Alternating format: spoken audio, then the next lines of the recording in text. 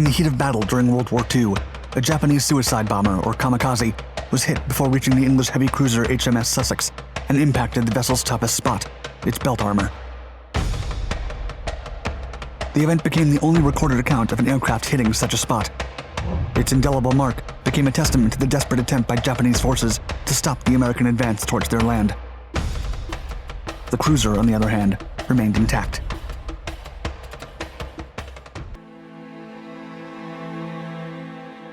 After the Battle of Midway in the summer of 1942, the Japanese expansion over the Pacific and Southeast Asia came to a halt. From then on, the crippled empire shifted its strategy and adopted a defensive posture. By the summer of 1944, Japan began to grow desperate. Their air force was decimated, and the Allied air dominance was unstoppable. The Japanese also had a shortage of aircraft and skilled pilots.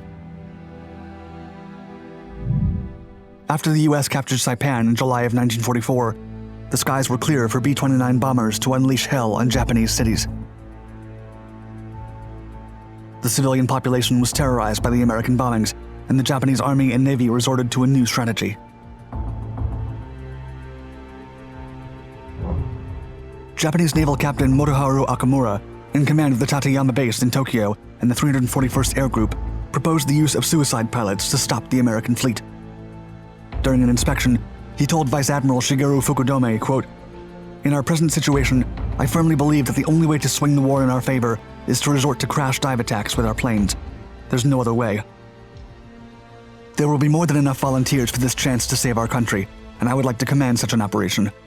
Provide me with 300 planes, and I will turn the tide of war." Contrary to popular belief, not all Japanese soldiers shared the way of the samurai when it came to sacrificing themselves. The so-called volunteers were not part of the military elite. They were educated farm boys or college students who preferred serving in the Air Force rather than the infantry.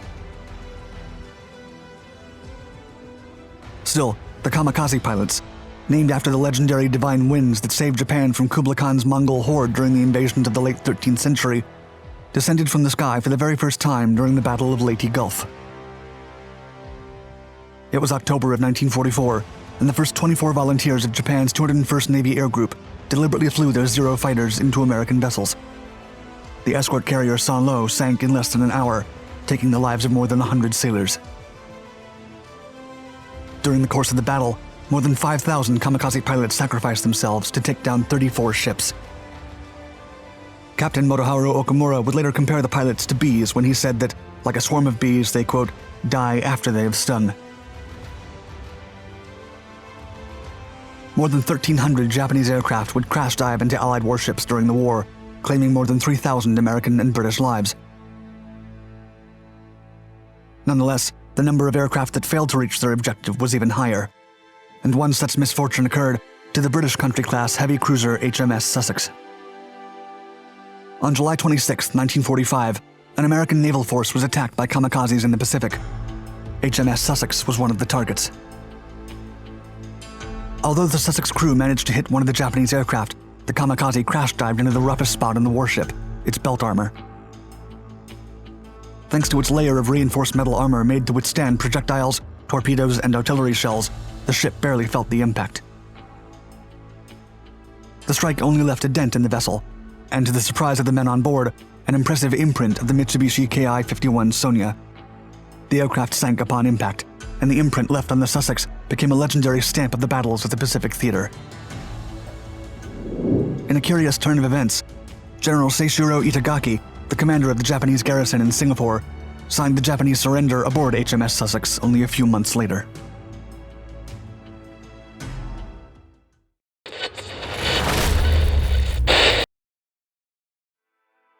The International Space Station was launched on November 20th, 1998. It was created as part of a joint effort between 5 agencies, including NASA from the US, Roscosmos from Russia, JAXA from Japan, ESA from Europe, and CSA from Canada. For 22 years, it has served as the primary facility for numerous scientific research missions studying the Moon, Mars, and outer space. Always occupied by international personnel, the ISS has been uninterruptedly supplied by spacecraft. After July 2011, Russian cosmonauts and astronauts began their journeys to the station exclusively from the Russian Soyuz rockets launched from the Baikonur Cosmodrome located in Kazakhstan. On October 11, 2018, for the first time in the 22-year-long history of the ISS, a crew failed to reach orbit after lifting off. A Russian Soyuz FG rocket commanded by NASA astronaut Nick Hague and Russian cosmonaut Alexei Ovchunin had a booster failure that led them to abort the mission and safely eject through the launch escape system. The incident, which occurred months after another Soyuz launch malfunction, took place during a time of political and military tension between the US and Russia. Both governments accused each other of sabotage. For a moment, it seemed that cooperation towards the ISS was going to be halted. But the camaraderie between Russian and American astronauts bonded and stayed together. October 11, 2018. On their way to the launch site of Baikonur Cosmodrome, the two crew members of Expedition 57, Roscosmos cosmonaut Alexei Ovchunin and NASA astronaut Nick Hague, gazed at the horizon at 1400 hours. Everything looked normal. The sun was as bright as ever, and it was windy. The trustworthy Russian Soyuz MS-10 rocket that would take them to the International Space Station awaited them in its launch position at Complex 1. The polished white painting of the aircraft blinded everyone that looked directly at it. The pre-launch routine for Soyuz concluded without any problems. For 2 hours, personnel double-checked the astronaut spacesuit integrity, comms, hatch seals, and control systems. While they waited, Hague and Ovchunin listened to some music and said goodbye to their families. At 1440 local time, the Soyuz MS-10 carrying the two-man team lifted off. If everything went well, it would be a 4-orbit, 6-hour flight to the International Space Station. Everything went as usual. The rocket's first stage began separating from the central core stage alongside the 4 liquid-fueled strap-on boosters, and the Soyuz lifted off successfully. Nevertheless, 2 minutes after liftoff, the crew felt something strange. Unexpected weightlessness surprised them. At this moment, long-range tracking cameras from the complex showed the strap-ons on what appeared to be multiple other objects falling away from the rocket. Ovchunin said to Russian Mission Control, quote, "Failure of the booster. We are in weightlessness." Seconds later, the NASA TV livestream video of the launch abruptly cut off. It was a blackout that alarmed the media worldwide. Ovchunin and Hague, dismayed, concluded that there had been a problem with the ascent stage after a booster emergency light began blinking under the control panel. Abort motors fired to life, and the Soyuz MS-10 began to rapidly decelerate, plunging back into the lower atmosphere. As the thrusters pulled the spacecraft away from the rocket, the crew entered into a dangerous ballistic trajectory that resulted in 7 times the normal force of gravity loads as they re-entered the atmosphere. Ovchunin reported to Mission Control, quote, "We are getting ready for the G-loads. G-load is 6.7. Before their capsule lost contact with control, the Russian cosmonaut said, quote, "We are feeling rotation. The G-load is going down. G-load is 2.72 and going down." Search and rescue teams were immediately dispatched to assist the 2 astronauts when their capsule landed. It took Ovchunin and Hague 30 minutes to land in a ballistic trajectory. Both men stayed calm during the entire affair. The crew landed 20 kilometers east of Zhezkazgan, Kazakhstan, a usual staging site for standard Soyuz re-entries. Helicopter recovery crews extracted them safely to Baikonur City Hospital, where they were reported with good health. Dmitry Rogozin, director of Roscosmos, explained to news outlets that a state commission would investigate the booster malfunction's causes, but no official footage was immediately released. NASA released a similar statement. The Soyuz MS-10 mission carrying the crew of Expedition 57 took place during a period of political and military tension between the US and Russia. In 2016, suspicions of Russian involvement in the elections in which Donald Trump emerged victorious caused civil unrest. Some accused President Putin of interfering in national matters. In 2018, months before the Soyuz incident, the US and Russian forces clashed in Syria, prompting the US to expel all Russian diplomats of the country, accusing them of espionage. As a result, tensions rose between the two countries when the Soyuz incident occurred, blaming each other for sabotage. Nonetheless, NASA and Roscosmos focused on understanding the reasons behind the crash itself and began an investigation. The commission got to work in October 2018. Weeks later, it was concluded that the unsuccessful mission was related to a damaged side booster that was reconnected to the core during the stage separation. On October 31st, 2018, the commission issued an official statement concluding that, quote, "A ball joint supporting the errant side booster was deformed during assembly, preventing proper separation of the side booster. while the sensor and separation motor had worked properly.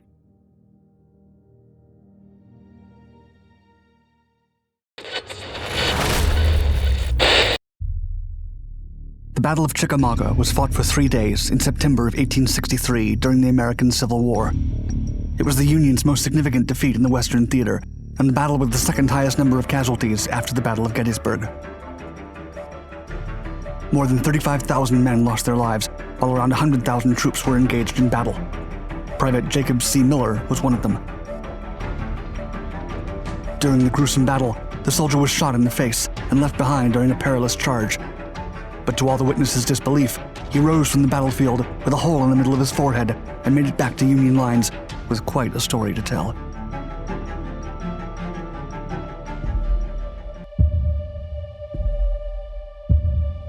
Private Jacob Miller served with the Union's Company G, 113th Illinois Infantry, and was one of a few men who volunteered for a special operation months before the infamous battle took place. In May of 1863, Union forces surrounding Vicksburg sealed John Pemberton's army inside. General Ulysses Grant believed that the military should lead a large assault before settling in for a siege. If the assault was successful, Grant could finish the campaign once and for all. But if the attack failed, Grant knew that his men would be satisfied enough and remain put to starve the Confederates until they surrendered. On May 21st, a group of volunteers was selected for a special mission. Their objective was to bridge the moat and plant scaling ladders against the wall. Of the 300 men who volunteered, half were chosen to storm the battlefield the next day. Under the incessant fire of a naval barrage, Private Jacob Miller bravely charged along with his companions. The men were instantly pinned down by the Confederates and beaten back on multiple occasions. Miller's group wasn't able to sneak back to the Union camp until midnight. Half the troops lost their lives, but Miller survived and earned the Medal of Honor for his actions on May 22, 1863.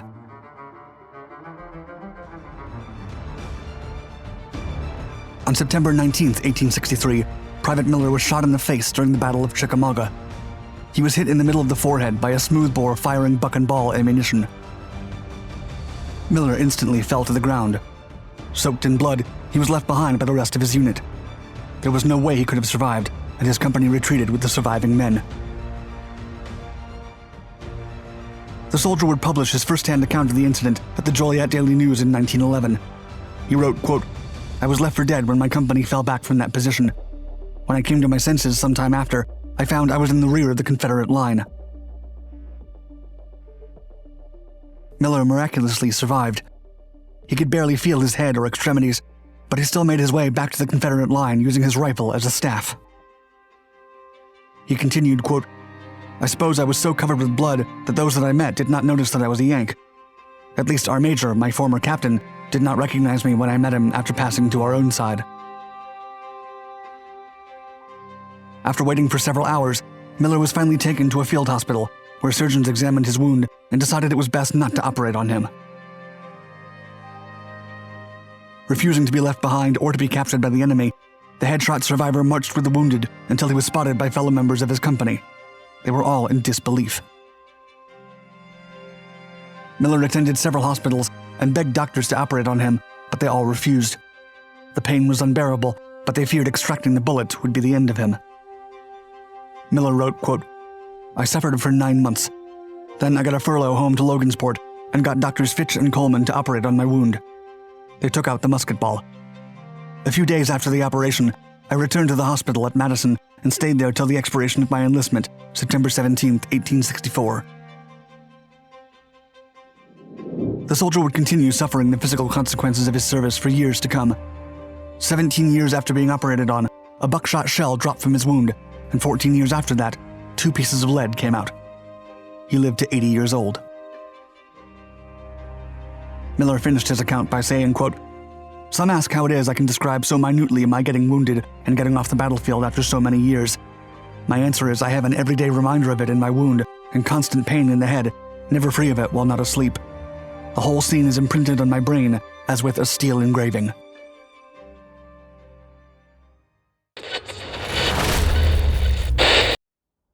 In the 1950s, the American Boeing Aircraft Company wanted to pioneer civilian jet aircraft with its innovative Boeing 707. As part of its prototype demonstration program, the president of Boeing invited representatives for aircraft manufacturers to Seattle's 1955 Gold Cup hydroplane races to see the 707 in action. Boeing test pilot Alvin Tex Johnston was meant to perform a simple flyover, but he had a trick up his sleeve. As the massive aircraft flew over Lake Washington, the more than 200,000 spectators were left in awe when Johnston performed not one, but two consecutive barrel rolls. The feat was caught on camera, and nobody could believe that the 248,000-pound Colossus was capable of such a maneuver. Only Tex Johnston could pull it off. Tex was born in August of 1914 in Admire, Kansas, and fell in love with aviation during his childhood. At 11 years old, Tex witnessed how a biplane landed close to his house and knew he was destined to be a pilot. Tex made his first solo flight at the age of 15 and earned his license after 4 intensive years of learning the basics of aircraft mechanics. When he graduated from high school, Tex went to college to study engineering, but dropped out to barnstorm with Inman Brothers Flying Circus. He then married his sweetheart in 1935, and by 1939, he had already become an instructor at the civilian pilot training program. When World War II broke out after France and Britain declared war on the Third Reich, Tex immediately joined the U.S. Army Air Corps Ferry Command to train pilots.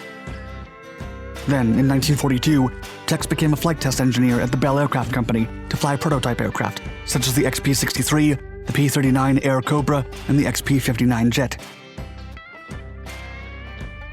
Despite growing up in Kansas, Johnston actually earned his nickname Tex because of wearing cowboy boots and a Stetson hat during test flights. In 1946, after the war had ended, Tex bought 2 Air Cobras and modified them to win the Thompson Trophy at the National Air Races. He then went on to help design the Bell X-1 and test it. 2 years later, Tex joined Boeing as a test pilot, and his fame continued to grow. As part of his new position, Tex flew legendary aircraft such as the B-47 Stratojet and B-52 Stratofortress prototypes. And for every new prototype that he flew, Tex got himself a new pair of personalized cowboy boots to celebrate the occasion. The pilot's unique personality, bravery, and peculiar way of dressing would inspire the character of Major T.J. King Kong in the classic 1964 film Dr. Strangelove, or How I Learned to Stop Worrying and Love the Bomb. As the 1950s approached, Boeing unfolded a master plan that would change aviation history, and Tex was going to become a part of it. The company planned to launch the first commercial jet, and its warhorse was Dash 80, the code name for the first prototype of the Boeing 707. Although the British paved the way for commercial jets with their de Havilland Comet, Boeing truly embraced the idea to its greatest extent in proud American fashion. Boeing President William Allen convinced the company's board to put $16 million of the company's money to build a single prototype of the first American commercial jet. To put it in perspective, Boeing stated that this amount of money represented most of the profits the company had earned since the last days of the Cold War. It was a dangerous gamble, but the board finally agreed. This led to the immediate construction of Dash 80, the prototype of the Boeing 707. The company made a very effective propaganda campaign to convince the public that a jet aircraft was not just revolutionary, but safe and luxurious for traveling. Dash 80 was 127 feet long. It had a wingspan of 129 feet and a height of 38 feet. Its gross weight was 248,000 pounds, and it was equipped with 4 Pratt & Whitney JT3 turbojets that provided over 40,000 pounds of thrust. The prototype was finished on May 15, 1954, and its first flight was on July 15, 1954. After that, Tex began to travel the country to show off the impressive new aircraft and draw attention to it to secure potential sales. Boeing was already using 400, 500, and 600 series for missiles and other products, so they went for 700 series numbers for the jet. However, instead of starting with 700, the marketing department settled in for 707 because it had a better ring to it. As part of the company's demonstration and marketing program, President Bill Allen decided to invite personnel from several American aircraft associations to witness the potential of the new jet during Seattle's 1955 Seafair and Gold Cup hydroplane races in Lake Washington. Tex Johnston was asked to perform a simple flyover to show the aircraft to the more than 250,000 people gathered at the event. Still, he had other plans to demonstrate the Dash 80's capabilities. No one knew his intentions except the men on board with him, co-pilot Jim Gannett and a Boeing engineer with a camera. On August 6, 1955, Tex took to the skies wearing his traditional flight suit and cowboy boots. As the aircraft flew over the racecourse at 490 miles per hour, Tex put Dash 80 into a barrel roll. The more than 200,000-ton Colossus then smoothly began to turn 360 degrees. As Dash 80 rolled, the crowd held its breath. It could not be true. Such a massive airliner could not possibly do it. But Tex pulled it off in front of the astonished crowd, and the feat was caught on camera from the audience's perspective. Inside the cabin, Boeing's engineer also took some photographs while placing his camera near the windshield. Bill Allen was on a yacht with Larry Bell from Bell Aircraft, who had a heart condition, and turned around to tell him, quote, "Give me one of those damn pills. I need it worse than you do." Allen thought that either Tex had gone crazy or something was terribly wrong with the aircraft. To make matters worse, Tex then made a wide turn, returned to the racecourse, and performed another barrel roll. The crowd cheered, except Allen, who claimed to have already fired Tex many times before in his imagination. The following day, Tex was called into Allen's office for an explanation. When Allen asked him why he had done such a dangerous thing, Tex simply replied, quote, "Doing my job, selling airplanes." Boeing would go on to sell more than 1,000 Boeing 707s during the following decades. The aircraft became so successful that it became the first jet Air Force One, and it's regarded as one of the top 10 most essential airplanes in aviation history. In his own book, titled Jet Age Test Pilot, Tex explained why he was not afraid to perform this legendary maneuver. Quote, "The airplane does not recognize attitude, providing a maneuver is conducted at 1G. It knows only positive and negative imposed loads and variations in thrust and drag. The barrel roll is a 1G maneuver and quite impressive, but the airplane never knows it's inverted." Decades later, when test pilot John Cashman was about to test the Boeing 777 on June 12, 1994, Boeing President Phil Condit told him, quote, "No rolls." Thank you for watching our video. Please like and subscribe to our Dark Documentaries channels to find more exciting historical content. And let us know in the comments below what you think of the unique feat achieved by the legendary